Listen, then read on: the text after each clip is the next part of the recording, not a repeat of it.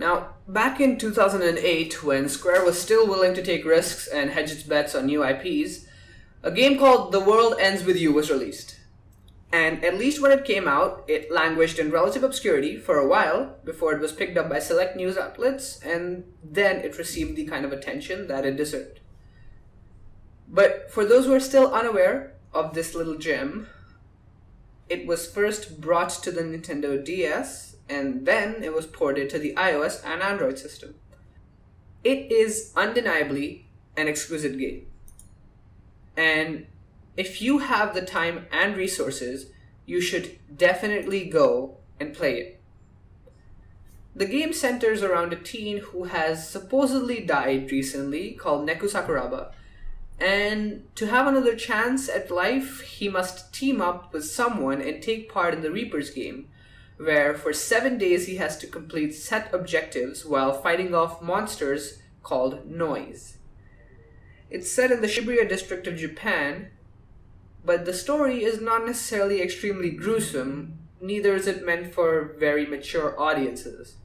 But there is a fair amount here that you could consider disturbing. Although, most importantly, this story is engaging.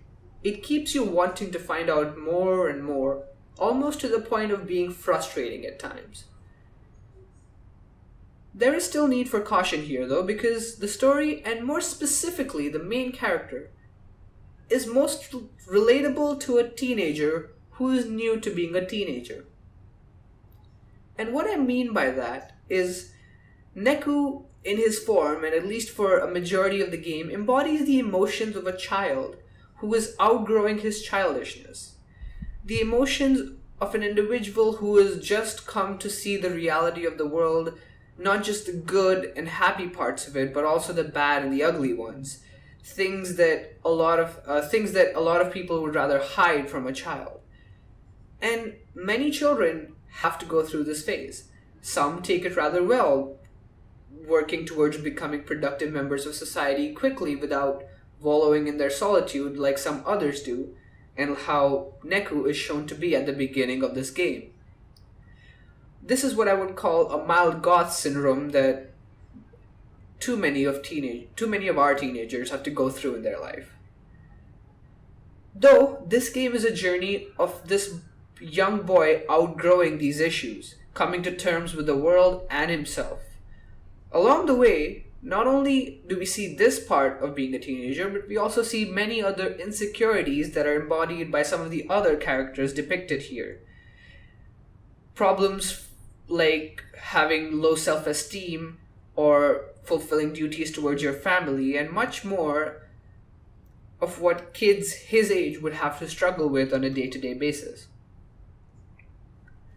By the end of the game, though, no matter what you've seen and how these characters have acted, you come to love these idiots, and you're cheering for them to succeed.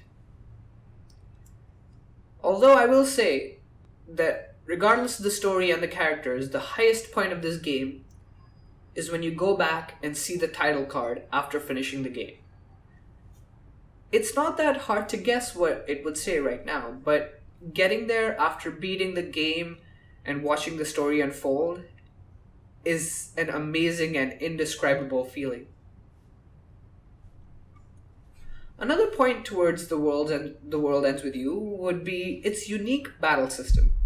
The story requires for two individuals to be in a pact or group at all times. So each battle has two characters fighting.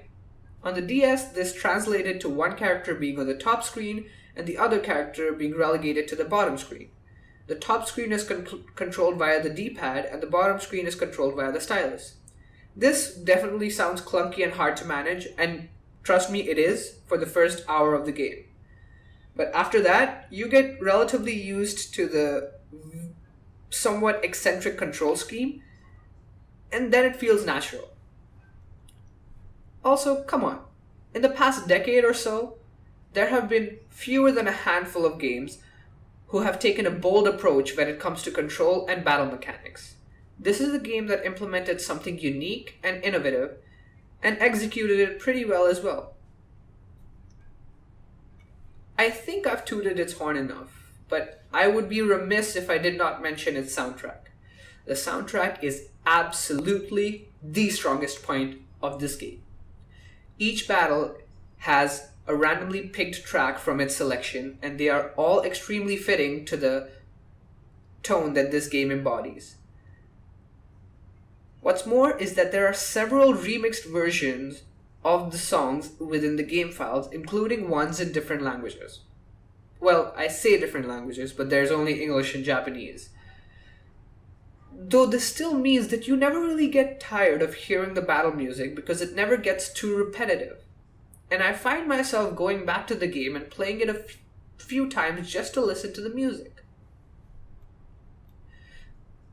And I understand that being able to grab a physical DS and the game itself is not extremely easy.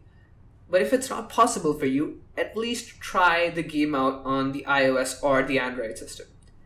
It's around $18. That's a high price for a mobile game, I get it, but it's definitely worth it. It retains most of the charm of the original except for the unique control system, which might be a plus for some people since a lot of people avoided the game because of its control system, and it's a shame. But don't let that stop you from experiencing a masterpiece. Although it is arguably the best the Nintendo DS had to offer at the time, Square never decided to release a sequel.